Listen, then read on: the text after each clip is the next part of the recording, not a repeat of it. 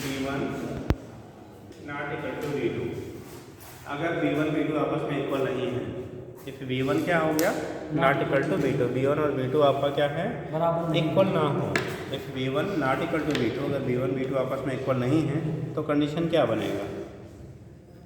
अगर V1 V2 equal नहीं है तो कंडीशन क्या बनेगा? अब सर इसका मतलब R1 और R2 भी एक समान नहीं है। नहीं, ऐसा नहीं आप कह सकते हैं।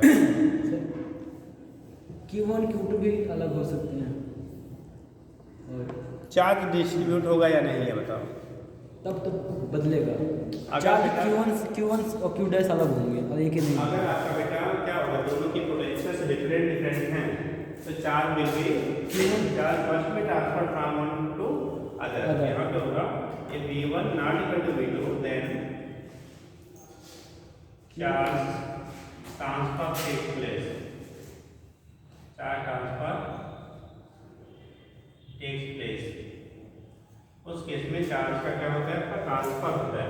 चार्ज ट्रांसफर क्या होगा, टेक्स प्लेस। ठीक है, चार्ज का जो होता है ट्रांसफर क्या होगा, चार्ज ट्रांसफर टेक्स प्लेस। अगर V1 V2 कैसे सेम। अब कहाँ से कहाँ होगा, अब देखेंगे, यहीं पे करेंगे।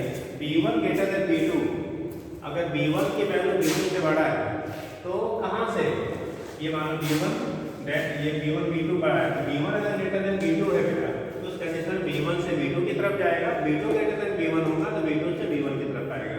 कभी कभी हम लोग ऐसा बोलते हैं, बड़े वाले स्पेयर से छोटे वाले की तरफ जाता नहीं। ठीक है, ऐसा नहीं है, जिसका बड़ा होगा उसका पोटेंशियल भी बड़ा होगा। ठीक, जिसका पोटेंशियल बड़ा होगा उससे छोटे वाले की तरफ क्या करेगा, वो मूव करेगा। हमेशा higher potential to lower potential आपका चार्ज का ट्रांसफर होगा। अगर चार्ज में हम लोग पॉजिटिव ले रहे हैं, नेगेटिव होगा तो उल्टा हो जाता है। फिर जो भी टेस्ट आ गया है तो पॉजिटिव ही लिया जाता है। सर जिसका रेडियस छोटा हो तो उससे पोटेंशियल बड़ा होता है। अगर Q सेम अरे वो तो चार्ज पे डिपेंड नहीं, अगर Q सेम हो तब की बात। Q सेम होता तब ना, Q सेम नहीं है बेटा। हाँ बेटा, बनता बड़े की छोटे की तरफ, तो वहाँ पे चार्ज की वैल्यू क्या रही होगी, कांस्टेंट। ठीक। अब चार्ज वगैरह से दिया रहा होगा तो उसके बेस पे आप यहाँ पे साइड कर सकते, बड़े से छोटे की तरफ। ठीक, बट अगर चार्ज की वैल्यू हमारी पोटेंशियल नहीं दिया या पोटेंशियल आपको दिया होगा, ठीक, अगर नहीं दिया गया है तब हम खाली ऐसे नहीं कह सकते बड़े से छोटे की तरफ। तो हमें पहले फाइंड करना पड़ेगा किसका पोटेंशियल ग्रेटर है, हायर पोटेंशियल टू लोअर। ये ऑलवेज यूनिवर्सल ग्रोथ है, बट हायर टू लोअर या lower to higher safe body के बेस पे। ठीक है, smaller body to greater larger body, ये कहना ऑलवेज करेक्ट नहीं हो, एक स्पेसिफिक कंडीशन में सही हो सकता है। जैसे हो सकता है कि इस पे जो चार्ज दिया गया और जो रेडियस दिया गया उसकी गाड़ी पोटेंशियल की वैल्यू ज़्यादा है, इसकी पोटेंशियल की वैल्यू क्या हो, कम हो, तब बड़े वाले से आप छोटा वाला। बड़े से छोटा पोटेंशियल के टर्म में हम श्योर नहीं कह सकते, बट रेडियस के टर्म में, चार्ज के टर्म में जब तक बाकी फैक्टर नोन नहीं है तब तक आप फाइनली डिसाइड कर सकते हैं। ठीक है, higher potential to lower potential क्या श्योरली आप कह सकते हो कि always higher to lower potential होगा, लेकिन हायर से size of body to lower size of body ये ऑलवेज पॉसिबल नहीं है। वो उस कंडीशन के अकॉर्डिंग होगा जब बड़े वाले का पोटेंशियल भी क्या हो, बड़ा। समझ गए? तो यहाँ पे ले लिया if V1 greater than V2, हम लोग यहाँ जो कंसीडर कर लिया जाए कि अगर V1 की वैल्यू V2 से बड़ा है तो V1 से V2 की तरफ, अगर V2 की वैल्यू बेटा V1 से बड़ा होगा तो V2 से किधर हो जाएगा, V1 की तरफ। ठीक, अब देखो net charge, total charge distribution से पहले और डिस्ट्रीब्यूशन के बाद वो सेम रहेगा। टोटल चार्ज की वैल्यू क्या रहेगी, total charge before and after redistribution will be क्या, इक्वल। तो टोटल चार्ज कंजर्व रहेगा ना, चार्ज इज कंजर्वेटिव क्वांटिटी, तो चार्ज कंजर्वेटिव है तो जो चार्ज डिस्ट्रीब्यूशन से पहले है और जो चार्ज डिस्ट्रीब्यूशन के बाद सेम वैल्यू क्या रहेगा, सेम रहेगा। ठीक, तो यहाँ देखिए टोटल चार्ज कंडीशन लिख दीजिए, point V1 greater than V2। अरे ऐसे कभी V1 ग्रेटर देन कितना V2 है, ठीक, तो चार्ज हमारा V1 से किधर की तरफ जाएगा, ठीक है, V2 की तरफ जाएगा। चार्ज विल फ्लो फ्रॉम कहाँ से, V1 टू V2 से B ले sphere A to B, sphere A to B, ये से B की तरफ चार्ज मूव करेगा। ठीक है, अब ये होगा total charge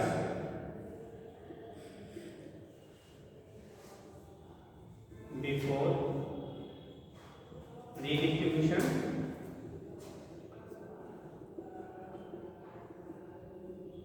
equal to total charge after distribution. after redistribution के पहले और redistribution के बाद टोटल चार्जेस क्या रहेंगे, वो कांस्टेंट रहेंगे। टोटल चार्ज की जो वैल्यू होगी वो क्या रहेगी आपकी, कांस्टेंट होगी डिस्ट्रीब्यूशन के पहले, और डिस्ट्रीब्यूशन के क्या बाद में चार्जेस जो होते हैं वो क्या रहेंगे आपके, सेम रहेंगे। Q1 plus Q2 बराबर Q1 डैश ठीक। अब कंडीशन क्या होता है, देखो Q1 और Q2 पहले क्या था, Q1 and Q2 that is Q1 plus Q2 equal to कितना, Q1 dash plus Q2 dash. Q1 dash plus Q2 dash. ठीक, Q1 Q2 की वैल्यू Q1 डैश और Q2 डैश से क्या हो जाएगा आपका, इक्वल हो जाएगा। ठीक, अब देखो हम लोग पढ़ते थे बेटा कि Q बराबर Q की वैल्यू CB के बराबर होता था ना, या C की वैल्यू Q बाई क्या हो जाएगा B, या B की वैल्यू Q बाई C हो जाएगा। अब एक चीज़ थोड़ा आप ध्यान रखेंगे, अभी हम लोग की कॉम्बिनेशन पढ़ेंगे, series and parallel combination of capacitors पढ़ेंगे ना आगे, अभी नहीं पढ़ेंगे। हाँ पढ़ेंगे, आगे पढ़ेंगे। उस कंडीशन में क्या होता है, जब कॉम्बिनेशन आप पढ़ेंगे ना, तो एक चीज़ आप लोग बता दो, ठीक, ये जो हमने जोड़ा है इन स्पेयर्स को, आप हमें पहले बोले इन स्पेयर्स को हमने अपने कंडक्टिंग वायर से कनेक्ट कर दिया, तो बोला क्या जा रहा है बेटा, इन स्पेयर्स की वजह से जो आपका कनेक्शन हुआ है, कनेक्ट किया है, ये है कि सीरीज कॉम्बिनेशन बिहेव करेंगे या पैरेलल कॉम्बिनेशन, ये सीरीज कॉम्बिनेशन जैसे बिहेव करेंगे या पैरेलल कॉम्बिनेशन जैसे, इनका जो कॉम्बिनेशन होगा वो सीरीज होगा या पैरेलल होगा,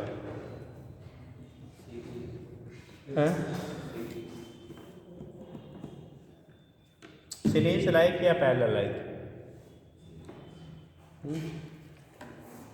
सीरीज जैसे या पैरेलल जैसे,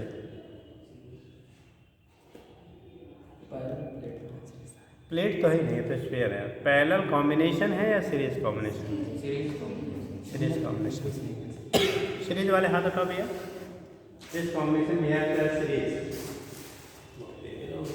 अच्छा पैरेलल वाले देखो ये हो, पैरेलल में भी आप लोग कौन वाले हो भैया, पैरेलल में हो, आप किस में हो, अभी सोच नहीं पा रहे हैं, और लोग तो मेजॉरिटी में सीरीज वाले हैं। आप पैरेलल क्यों कह रही हैं बेटा, दुनिया सीरीज के साथ में है, आप पैरेलल में चली गई, ऐसा क्यों लग रहा है आपको ये पैरेलल है? पैरेलल की पहचान करने आता है? क्या होता है सर, जैसे दो चार्ज है पार्टिकल, तो इधर की जो वैल्यू रहेगी उसमें प्लस प्लस चार्ज रहेगा, और इधर की जो रहेगा उसमें माइनस रहेगा, और अट्रैक्ट होता है पैरेलल में। हाँ जी, आप क्यों कह रहे हो सर? क्योंकि सर रजिस्टर उल्टा होता है ना, वो पैरेलल सीरीज नहीं, अभी तो हम कॉम्बिनेशन की खाली बात कर रहे हैं, उस पैरेलल और वो तो रेजिस्टेंस का उल्टा होता है, वो तो उसका जब रिजल्टेंट निकालते हैं तब फार्मूला बनता है। अभी ये कॉम्बिनेशन कैसा होगा बस इतना ही बताना है आपको, हैं? भी आप भी सीरीज में आ गए हैं जी। तो वो मतलब बटा रहता है, क्या बता रहता है, उसमें जैसे करंट जैसे मतलब श्रेणी में एक ही पॉइंट से जाता है, और जो मतलब पैरेलल होता है उसमें पॉइंट बटे होते हैं, जैसे 3 में 2 में इस तरह बटे होते हैं, लेकिन जो श्रेणी होता है उसमें यहाँ कैसे दिख रहा है आपको सीरीज में? हम श्रेणी दिख रहा है, क्योंकि एक ही मतलब एक ही बटे, इसमें बटे नहीं होते, एक ही से कनेक्शन है इसलिए। और कोई जल्दी बोलो, जल्दी बोलो। हाँ जी, आप भी सीरीज में थे, खड़े हो जाइए, बैठिए, वोल्टेज सेम हो गया है, वोल्टेज सेम हो गया है। तब वोल्टेज सेम किस में होता है? अभी तो सीरीज बोल रहे थे, बैठिए बेटा। अभी हम लोग फिलहाल कॉम्बिनेशन पढ़ेंगे, तो आपके पूर्व क्या कहते हैं ज्ञान के बेस पे पूछ रहे थे, ठीक। जो सीरीज कॉम्बिनेशन होता है, सीरीज कॉम्बिनेशन में पोटेंशियल सब डिवाइड होता है, ठीक, चार्जेस सभी पे सेम होते हैं, और सीरीज कॉम्बिनेशन में जो प्लेटें आप कनेक्ट करेंगे ना, एक का प्लस दूसरे का minus plus minus plus minus alternately connected होती है। पैरेलल कॉम्बिनेशन में सभी पे पोटेंशियल सेम होगा, और सारे की पॉजिटिव, सारे जितने भी प्लेटें होती हैं, जितना भी स्पेयर है उनका पॉजिटिव प्लेट एक पॉइंट से और नेगेटिव वाला दूसरे से कनेक्टेड होगा। पोटेंशियल सभी का क्या रहेगा, सेम रहेगा। ठीक, यहाँ देखो क्या है, हम लोग चार्ज देते हैं ना, हम लोग कहते हैं charge outer sphere cloudy surface पे लाई करेगा। आउटर स्फीयर में प्लस है, प्लस है, तो प्लस वाले को प्लस से तो जोड़ा हमने ना, कि प्लस वाले को माइनस से जोड़ा भाई, एक का आउटर दूसरे का आउटर से जोड़ा ना, तो दोनों पे जो चार्जेस होंगे वो सेम होंगे, तो प्लस को प्लस से जोड़ा। जब प्लस को प्लस से जोड़ेंगे तो कॉम्बिनेशन कैसा हो गया, पैरेलल। और रीडिस्ट्रीब्यूशन तब तक हुआ था जब तक पोटेंशियल सेम नहीं हो गया। तो उस कॉन्सेप्ट को भी फॉलो कर रहा है कि पोटेंशियल क्या होने चाहिए, सेम होने चाहिए। अगर इसी को हम लोग कॉन्सेंट्रिक क्या स्फीयर बना लें, तब उसको अंदर से एक और दूसरे को करंट करेंगे कॉन्सेंट्रिक स्फीयर में, तो सीरीज कॉम्बिनेशन बनता है। कॉन्सेंट्रिक मतलब क्या, एक ऐसा होता है दूसरा ऐसा होता। अब इसको हम कैसे से जोड़ देते हैं, तब ये कॉम्बिनेशन कैसा होता है, सीरीज की कॉम्बिनेशन ही बनता है, क्योंकि यहाँ पोटेंशियल दोनों डिफरेंट हो जाएगा, और एक का प्लस दूसरे का माइनस वाले से होता है, तब ये पैरेलल सीरीज होता है। याद है ना, पैरेलल कॉम्बिनेशन होता है। हाँ, पिछली बार भी ऐसे बताया गया था कि दोनों प्लस प्लस जोड़े गए, तो याद रखा करिए सर। जब आप नाम लिया तब याद आया, तब याद आया। हाँ, चलो ठीक। तो यहाँ पे क्या कहते हैं बेटा, अगर हम लोग कॉमन क्या करें, ये हो गया कंडीशन। अब चार्जेस की जो वैल्यू होगी, हम जो चार्ज हमारा लाई करेगा, अगर चार्ज का आप रेशियो निकालना चाहते हो, यानी कि रीडिस्ट्रीब्यूशन के बाद चार्जेस की वैल्यू कितनी होगी, रीडिस्ट्रीब्यूशन के बाद चार्ज की वैल्यू कितनी हो जाएगी, तो याद करेंगे ये तो हो गया टोटल चार्ज की वैल्यू। अगर यही मान लिया क्यू मान लिया, टोटल चार्ज कितना मान लिया, क्यू मान लिया, तो जो चार्जेस इस पे रीडिस्ट्रीब्यूशन के बाद लाई करेंगे, चार्जेस उनके कैपेसिटेंसेस के रेशियो में पाए जाते हैं, क्योंकि पोटेंशियल तो सेम हो जाएगा। After redistribution potential same, Q बराबर होता है CV। तो इस पे जो चार्ज होगा C1 की value after redistribution, after charge redistribution,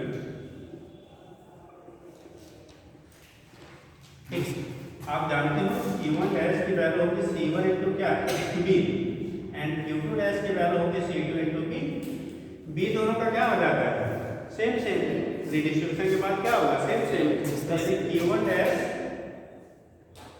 अपान Q2 डैश, कौन सा, Q1 dash upon Q2 dash equal to C1 upon कितना हो जाए, C2, और C इक्वल टू होता है बेटा 4 pi epsilon naught into R1 अपान 4 पाई एप्सिलॉन नॉट इनटू कितना, R2, 4 pi epsilon into R2, that is यही हो गया R1 अपान कितना, R2। Q1 dash upon Q2 dash, यानी Q1 डैश अपान कितना, Q2 dash equal to C1 upon C2 equal to कितना हो जाएगा, R1 अपान कितना, R2 के बराबर। ठीक, ये कंडीशन होता है। उन पे चार्जेस का रेशियो क्या होगा, तो जो चार्ज का रेशियो होगा रीडिस्ट्रीब्यूशन के बाद बेटा, उनके रेडियस के रेशियो या कह लो कैपेसिटेंसेस के रेशियो में पाया जाता है। ठीक, अब किसी एक कैपेसिटर पे जो चार्ज की वैल्यू होगी, किसकी वैल्यू, चार्ज की जो वैल्यू होगी, इसका मतलब जिसका रेडियस ज़्यादा है उसका चार्ज ज़्यादा है, जिस पे रेडियस कम उस पर चार्ज कम। तो उस केस में जब हम लोग निकालते हैं, ठीक है, चार्ज आन अगर किसी एक पे फाइंड करेंगे, चार्ज आन each sphere, ठीक, आफ्टर रीडिस्ट्रीब्यूशन के बाद चार्ज की वैल्यू क्या होगी बेटा, तो आप देखेंगे Q1 dash equal to Q में ये टोटल चार्ज है, Q क्या है, टोटल चार्ज है, Q इनटू कह सकते हो C1 अपान C1 प्लस C2, या C equal to 4 pi epsilon naught R होगा, तो 4 पाई ऊपर नीचे कट जाएगा, तो Q इंटू C1 अपान C1 प्लस C2, और यही इक्वल टू होगा Q इंटू R1 अपान R1 प्लस कितना, R2, and Q2 dash second body पे जो आएगा तो Q इंटू C2 अपान कितना, C1 plus C2 equal to Q into R2 upon कितना। ये रीडिस्ट्रीब्यूशन के बाद उनके चार्जेस कितने हो जाएंगे, ये वैल्यू हम यहाँ से निकाल लेते हैं। मतलब जब आपका चार्ज का रीडिस्ट्रीब्यूशन होगा तो रीडिस्ट्रीब्यूशन के बाद Q1 डैश और Q2 डैश की वैल्यू कितनी होगी, इसकी वैल्यू यहाँ से कैलकुलेट कर लेते हैं। हो जाएगा बेटा, यस सर, जल्दी करो। ये तो हो गया चार्जेस आफ्टर रीडिस्ट्रीब्यूशन।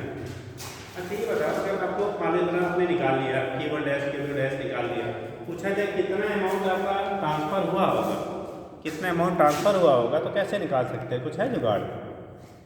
अगर इसमें क्वेश्चन को रखो कि बेटा कितना अमाउंट यहाँ पे क्या हुआ आपका ट्रांसफर्ड अमाउंट कितना होगा, चार्ज जो हमारा ट्रांसफर्ड हो रहा है उसकी वैल्यू कितनी होगी, चार्ज ट्रांसफर कैसे फाइंड करेंगे आप? डेल्टा Q बराबर Q1 डैश माइनस Q1। हाँ जी, ये जो बचेगा Q1 डैश जो आएगा माइनस Q1 जो पहले दिया है, Q1 dash minus Q1 Q1 जो है पहले, और जितना बचा, जैसे हमारे जेब में मान लो आपके जेब में 500 रुपये थे और घर पहुँचे भी 200 रुपये बचे, तो कितना आपने खर्च किया, कैसे निकालेंगे? सर ये तो बढ़ेगा इनिशियल माइनस फाइनल उस बॉडी पे, जी सर, जिस पे भी लेंगे ऐसा नहीं इनिशियल इसका लो फाइनल उसका ले लो, जिसका जिस बॉडी पे आपने जैसे मान लो यहाँ पर जो भी चार्ज Q1 था और बचा कितना Q1 डैश, इसका मतलब यहाँ से जो चार्ज ट्रांसफर हुआ Q1 माइनस Q1 डैश के बराबर, इसके रिस्पेक्ट में निकालोगे तो इसका इंक्रीजमेंट हुआ, तो यहाँ पे हो जाएगा क्या Q2 डैश माइनस Q2, इसका इंक्रीजमेंट हो रहा है, तो फाइनल माइनस इनिशियल जहाँ इंक्रीजमेंट हो रहा है इनिशियल माइनस फाइनल का लेंगे, उसके बेस पे आपका यहाँ से रिप्रेजेंटेशन होता है। ठीक हो गया, नोट करिए।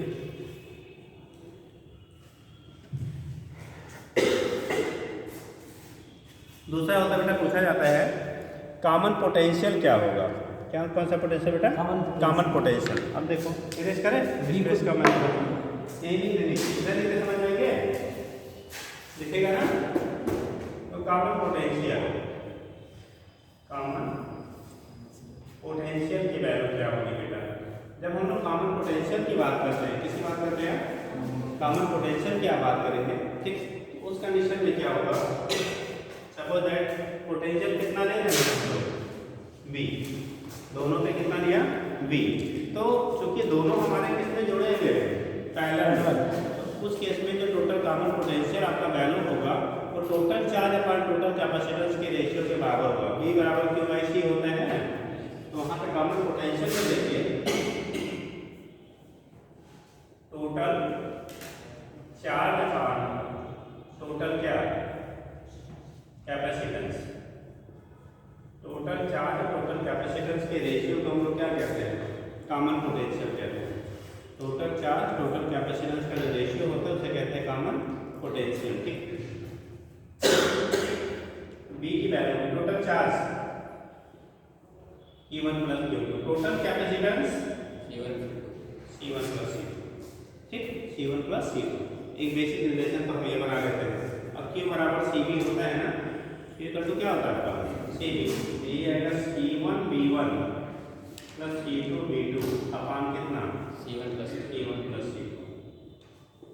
C1 प्लस क्या हो गया C2 के बराबर हो गया। एक रिलेशन हमारा ये बन गया, चार्ज दिया है इसको यूज कर लेना, अगर कैपेसिटेंस और पोटेंशियल दिया है तो आप इसको नीचे वाला, अगर रेडियस दिया है C रेडियस के टर्म में C equal to 4 pi r into r, और आ गया 4 पाई हर जगह पे क्या होगा कैंसिल, तो आ जाएगा R1 B1 प्लस क्या R2 B2 अपान R1 प्लस R2 हो जाएगा। ठीक, इतने रिलेशन हमारे मिल गए। यहाँ लिख लेना पहले वाले के लिए सिंस Q बराबर क्या होता है CB, दूसरे वाले के लिए since C equal to 4 pi epsilon naught into कितना R, तो C के जब हमने इसमें कन्वर्ट कर दिया, यहाँ पे तो इसे जब इसमें कन्वर्ट कर दिया। ठीक, ये कहलाता है आपका C बराबर 4 पाई एप्सिलॉन नॉट R1। ठीक, अब C1 करेंगे तो R1 कर लेंगे, C2 करेंगे तो R2 कर लेंगे, हो गया ना। जी सर, और C1 C2 इसीलिए हो रहा है क्योंकि बेटा दोनों पैरेलली वो कनेक्टेड हैं। अगर आपका कैसा हुआ सीरीज में होता तो 1/C1 प्लस 1/C2 करके करना पड़ता है। ठीक, हाँ जी, B2 greater than B1 homework हो जाएगा, उल्टा हो जाएगा, ये होमवर्क आपके पास कर डालिएगा। ठीक, हो गया बेटा, बस उसमें खाली डायरेक्शन आपका चार्ज क्या ट्रांसफर का बदल जाएगा, बस बाकी चीज़ें वही रहेगी। Sir same charge opposite charge, opposite में न्यूट्रलाइजेशन होता है, डिस्ट्रीब्यूशन नहीं होता है। न्यूट्रलाइजेशन वहाँ पे क्या करेगा अगर दो स्फीयर है बेटा, दोनों पे चार्ज अपोजिट नेचर का है, तो पहले दोनों एक दूसरे को जैसे ही कनेक्ट करेंगे, एक दूसरे को न्यूट्रलाइज करेंगे, कब तक? फिर बराबर कंप्लीट न्यूट्रलाइजेशन नहीं हो जाएगा। अगर उसके बाद बचता है, जैसे एक बराबर चार्ज ज़्यादा है दूसरे पे कम है, तब बराबर वहाँ पर बढ़ जाता है। बराबर चार्ज बराबर पोटेंशियल, बराबर चार्ज वहाँ आइडेंटिकल साइज़ का लिया जाता है। उस केस में साइज़ क्या लिया जाता है? आइडेंटिकल। अगर साइज आइडेंटिकल नहीं तो कॉमन पोटेंशियल पे बटेगा। हो गया बेटा? तो ये केस आपका होता है, यहाँ से आप दिखा देंगे। आगे लिखेंगे जब आपका रिडिस्ट्रीब्यूशन हो रहा है तो पोटेंशियल एनर्जी में लॉस क्या होगा। ठीक, तो लिखिएगा loss in energy, loss in energy, loss in क्या बेटा? एनर्जी। लॉस क्या होगा मुझे बताओ? लॉस की वैल्यू कैसे फाइंड करेंगे? अगर आपका रिडिस्ट्रीब्यूशन हो रहा है तो उस केस में एनर्जी का कुछ ना कुछ लॉस होगा। लॉस की वैल्यू कितनी होगी, कैसे फाइंड करेंगे? इधर इरेज कर दे, क्योंकि स्पेस नहीं है।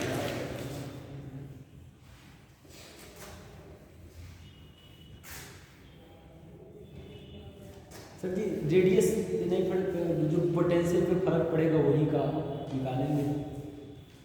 क्या कह रहे हैं सर जी? पे R1 नहीं बदल रहा तो C भी नहीं बदल रहेगा, तो B बदलेगा तो B स्क्वायर होता है, आप B C B स्क्वायर, तो जो B में बदलेगा उसी से निकालेंगे, आप तो सीधे उसके लिए फार्मूला बन जाएगा। जो लास्ट करेंगे आप इनिशियल में से फाइनल को हटा दो। जी sir, U1 minus U1 plus U2 minus U1 dash plus U2 dash. ठीक, मतलब इनिशियल दोनों का टोटल माइनस क्या दोनों का फाइनल टोटल। तो आपका अगर लास्ट क्या एनर्जी की बात करेंगे, लास्ट एनर्जी, लास्ट क्या एनर्जी, लास्ट क्या होगा एनर्जी का, उसकी वैल्यू में डिटरमाइन करेंगे। लास्ट की वैल्यू में क्या करेंगे? डिटरमाइन करेंगे। मतलब लास्ट की एनर्जी आपको डिटरमाइन करनी है, इसकी वैल्यू लास्ट की एनर्जी क्या होगी, अगर उसकी वैल्यू आपको डिटरमाइन करनी है तो क्या होगा देखिए।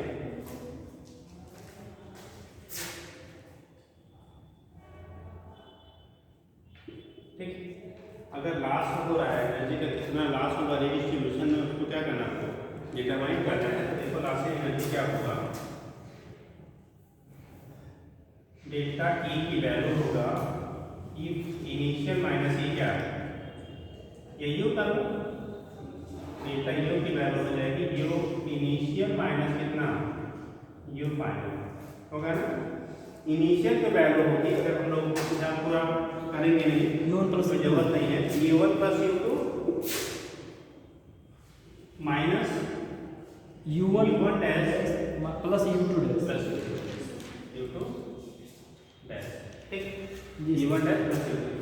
अब आप रखेंगे E1 की value half C1 V1 square, जी सर, इसकी वैल्यू हम लिखते हैं बेटा हाफ C V स्क्वायर होता है, तो half C1 V1 square plus half C2 V2 square. ये इनिशियल हो गया। फाइनल होगा हाफ C1 V स्क्वायर, इसकी वैल्यू क्योंकि पोटेंशियल कॉमन हो जाएगा, plus half C2 into V square. यहाँ पे कॉमन क्या हो रहा है दोनों में, V स्क्वायर कॉमन हो जाएगा, हाफ C1 V1 स्क्वायर, यहाँ पे half C1 plus C2 into कितना V स्क्वायर। हाफ सभी जगह काम है, यहाँ से कर सकते हैं half C1 V1 square plus half C2 V2 square. ठीक, माइनस हाफ, ठीक, मतलब C1 प्लस C2 इंटू कितना V स्क्वायर। ये डेल्टा यू की वैल्यू, इसी को हम लोग सिंप्लीफाई करते हैं, B की वैल्यू यहाँ सब्स्टिट्यूट करके बेटा, यहाँ पे अगर B की वैल्यू को आप सब्स्टिट्यूट कर दीजिए, जिसके कॉमन की पोटेंशियल आपने निकाला उस टर्म में C1 C2 plus C1 C2 upon C2 V2 upon C1 plus C2 से, अगर वहाँ पे आप सब्स्टिट्यूट करेंगे तो यही रिलेशन आता है C1 C2 upon 2 C1 plus C2 bracket में B1 माइनस B2 का होल स्क्वायर। ठीक, तो ऐसे आप, क्योंकि हमें वहाँ जरूरत है नहीं, तो आप सिंप्लीफिकेशन हाफ हाफ काट सकते हैं, on simplification या करो on substituting value of B, substituting क्या चीज बेटा, value of B इन ये क्वेश्चन। इस क्वेश्चन में अगर B की वैल्यू रख के और उसको हम लोग सिंप्लीफाई करते हैं तो ये वैल्यू आ जाता है बेटा half C1 C2 upon C1 plus C2 bracket में B1 माइनस B2 का क्या होल स्क्वायर। जो आपका लास्ट आपका होगा वो वैल्यू जो हमारी आएगी uncertainty value of be in every question, delta U की वैल्यू आप रख लीजिएगा आप C1 C2 अपान कितना C1 plus C2 into V1 minus V2 का कितना होल स्क्वायर। अब अगर आपकी मर्जी है आया कैसे, इस क्वेश्चन से यहाँ से इसकी वैल्यू आप इसमें सब्स्टिट्यूट करिएगा, फिर सिंप्लीफाई करके एक रेंज में निकाल डालिएगा, ठीक। क्योंकि अपना कोई रोल है नहीं, तो उस कंडीशन में एक बार आप क्या करिएगा V1 B की वैल्यू वहाँ से उसी क्वेश्चन से आप पुट करिएगा और फिर उसको सिंप्लीफाई करके क्वेश्चन कन्वर्ट कर लीजिएगा, वैल्यू आपको मिल जाएगी। जी कुछ है किसी का क्वेश्चन? तो ये केस आपका होता है, यहाँ से निकाले थे लॉस इन एनर्जी, रीडिस्ट्रीब्यूशन में कितनी एनर्जी हमारी क्या होगी लॉस होगी, उसके बेस पे आप यहाँ से रिप्रेजेंट कर लेते हैं, हो जाएगा। हाँ बेटा, जैसे जब भी होता है रीडिस्ट्रीब्यूशन, कोई भी प्रोसेस होता है तो कुछ ना कुछ एनर्जी का लॉस होता है।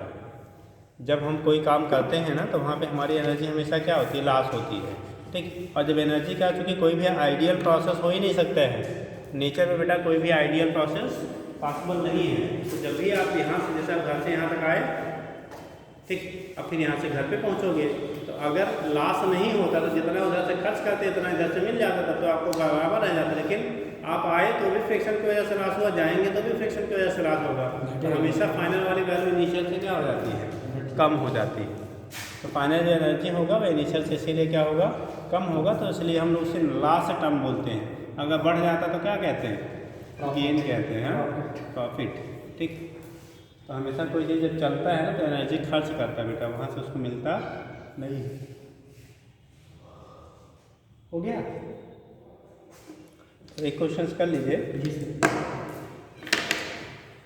अभी किसी कोई डाउट हो तो पूछ लो बेटा, अगर किसी को कोई डाउट हो तो आप पूछ लीजिए, ठीक है।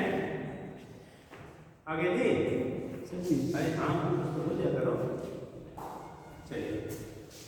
उनको आर और सी में, सी हम हर बार कह रहे हैं कि कभी नहीं जल्दी बदल रहा है। हाँ सी बदलता नहीं, क्योंकि उसकी रेडियस नहीं बदलेगी, उसी की वजह से 4-5 सालाना डार्क की वजह से, वार की वजह से। भाई चार्ज देखो, दो चीज़ें होती हैं, हम लोग यहाँ की बॉडी मानते हैं बेटा ना, वो रिजिड माना जाता है। ऐसा नहीं कि आपका क्या वो एयर बबल है उसको चार्ज, जैसे आपने फ्लूइड मैकेनिक्स में पढ़ते हैं कि एक बबल को चार्ज कर दिया जाए तो क्या होगा, तो हम लोग क्या आंसर देते हैं, अगर किसी एयर बबल है उसको चार्ज प्रोवाइड कर दिया जाए, ठीक है, या सॉफ्ट बबल है उसको चार्ज प्रोवाइड कर दिया जाए, ठीक, तो वो उसके साइज में क्या होता है, क्या होता है, कहीं दबता है कहीं बैठ जाता अरे कहीं दबता कहीं उठ जाता है, रिजल्टेंट क्या होगा ये बताओ। कोई बेटा अगर क्या है, सॉफ्ट बबल है, साबुन का बुलबुला, ठीक, उससे अगर चार्ज दे दिया जाए, या कोई ऐसी स्पेशल बॉडी है जो बहुत ही कैसा हो, इलास्टिक हो, ठीक, आप उसे चार्ज देंगे तो क्या करेगा, उसकी साइज इंक्रीज करेगी, डिक्रीज करेगी, रिमेन्स सेम रहेगी। हाँ, अगर उसे चार्ज प्रोवाइड करेंगे तो उसकी साइज में इंक्रीजमेंट होगा, डिक्रीजमेंट होगा, या रिमेन्स सेम रहेगा। साइज जो होगी वो इंक्रीज कर जाएगी, डिक्रीज कर जाएगी, या रिमेन्स सेम रहेगी, बताएंगे। साइज इंक्रीज करेगी, डिक्रीज करेगी, या रिमेन्स सेम रहेगा। गोला उनके फूल और सरफेस याद रखिएगा, वो फ्लेक्सिबल है, ठीक, तो क्या करेगा, जब भी चार्ज देंगे, चाहे प्लस दीजिए चाहे माइनस कुछ भी देंगे, हमेशा चार्ज क्या होगा, सरफेस पे नहीं करेगा, और जो चार्ज होगा एक दूसरे को क्या करेगा, रिपेल करेगा, सिंगल चार्जेस रहेंगे, जब रिपेल करेंगे तो साइज में क्या होता है, इंक्रीजमेंट होता है। तो किसी भी हम लोग जैसे मोस्टली ऐसी बॉडी की बात की जाती है जो फ्लेक्सिबल हो, अब लोहे का बना के चार्ज दोगे तो थोड़ी फैल जाएगा यार, इतना उसमें नहीं पावर है, ठीक। तो उस कंडीशन में क्या होता है, यहाँ पे हम लोग क्या फिक्स्ड शेप लिया जाता है, शेप में यहाँ कोई वेरिएशन नहीं लिया जाता है, ठीक। इसी वजह से चार्ज आपका क्या रीडिस्ट्रीब्यूशन होगा, तो उसकी वजह से रेडियस में कोई चेंजेस नहीं है, रेडियस में चेंज नहीं है तो कैपेसिटेंस में भी कोई चेंज नहीं होगा, ठीक। कल आपको स्टेटमेंट लिखा था, डिपेंड करता है किस पे, शेप और साइज पे, चार्ज पे डिपेंड नहीं करता है, ठीक है। तो कोई फ्यूचर में आपको बेवकूफ़ बना देता है कि भैया क्वेश्चन बनता है फ्लूइड मैकेनिक्स में कि एक सॉफ्ट बबल है उसको चार्ज दे दिया गया तो उसकी साइज बढ़ जाती है, आप कह रहे हो यहाँ कांस्टेंट रहती है, तो वहाँ पे क्या है, तो सॉफ्ट बबल, बबल मतलब थोड़ा भी फोर्स लगेगा तो एक्सपैंड और कंप्रेस होगा, ठीक है, प्रेशर बढ़ाओगे तो साइज घटेगी, और क्या करेंगे, घटाएंगे तो साइज बढ़ेगी, ठीक। तो वो कंडीशन अलग वहाँ फैक्टर हो जाता है। हो गया बेटा इतना? समझ गया? तो एक क्वेश्चन कर लीजिए, लिखिएगा। बोले जी sir.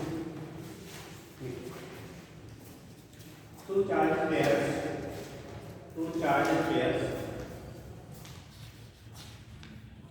Charge pairs having charges 4 and 8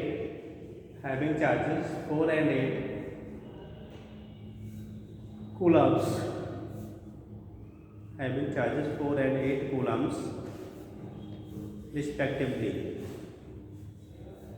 4 and 8 coulombs respectively। 4 coulomb और कितना है बेटा? 8 coulomb.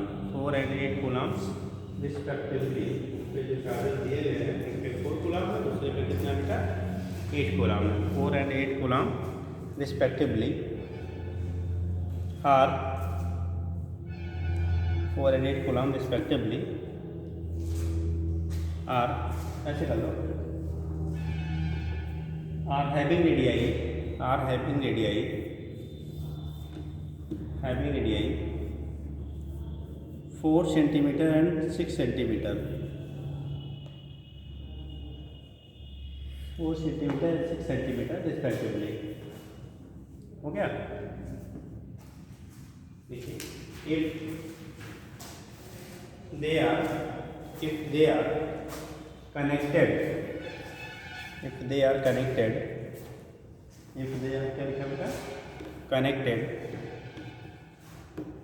with the help of a conducting wire,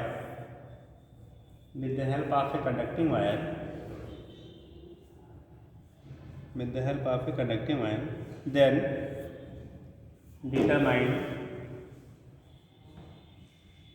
determine common potential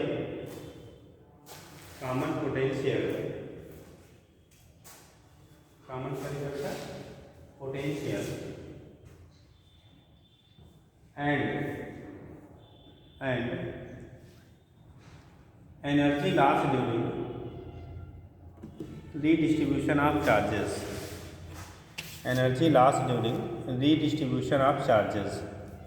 मतलब रीडिस्ट्रीब्यूशन हम चार्ज का करेंगे बेटा, तो एनर्जी का कितना लॉस होगा वो भी फाइंड करना है, और आपका क्या उन पे क्या कॉमन पोटेंशियल क्या होंगे वो भी फाइंड करना है। ठीक, आपको यहाँ पे केवल रेडियस और क्या दिया है? रेडियस की वैल्यू दी है, उन पे चार्जेस क्या इनिशियल थे उसकी वैल्यू दी गई है, बाकी आपको कैलकुलेट करना है, डिटरमाइन करना है। जल्दी करो।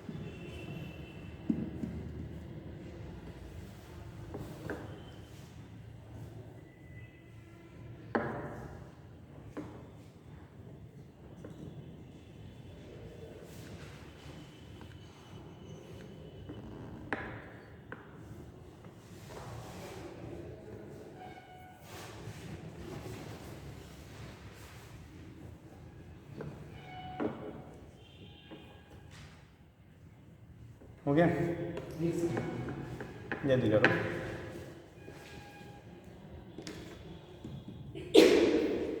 आ रहा तो वेट करें, नहीं तो बताएगा।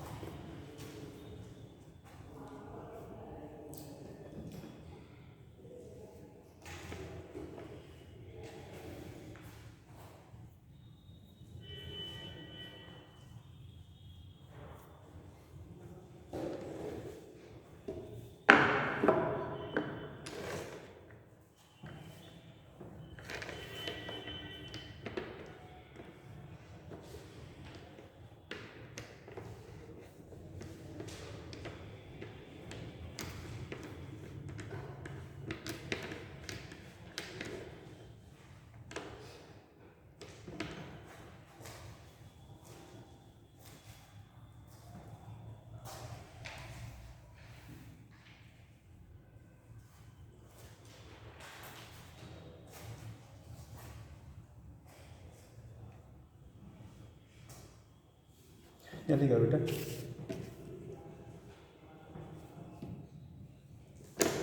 चलिए देखिए मैच कर लीजिएगा। आपको यहाँ पे बेटा ना तो C1 दिया ना तो C2 दिया है, नहीं दिया है ना, ठीक। और हमें निकालना क्या था, कॉमन पोटेंशियल निकालना है और फिर उसके बेस करना था लास्ट में, ठीक। तो C1 की वैल्यू 4πε0 × R1 हो जाएगा, C2 की वैल्यू 4πε0 कितना हो जाएगा, R2 हो जाएगा, ये होगा ना। तो अगर आप रखेंगे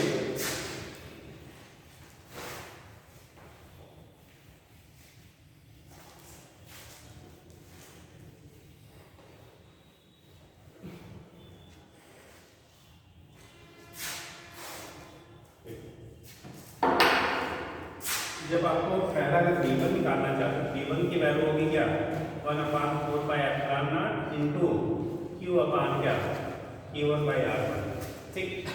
B2 की वैल्यू कैलकुलेशन आप करेंगे 1/4πε0 Q2 अपान कितना होगा, ये B1 B2 हो गया, ठीक।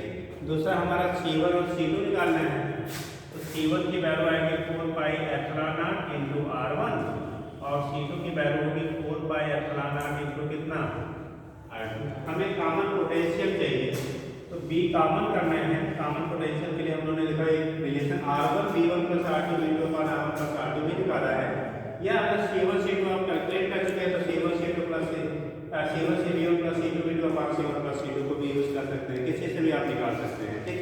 तो हम लोग पहले इसकी वैल्यू को आप चाहें यहाँ डिटरमाइन कर लेना, या बाद में रखने के बाद जो कैंसिल हो जाएगा, कैंसिल जो बचेगा उसको आप कैलकुलेट कर लीजिएगा, ठीक।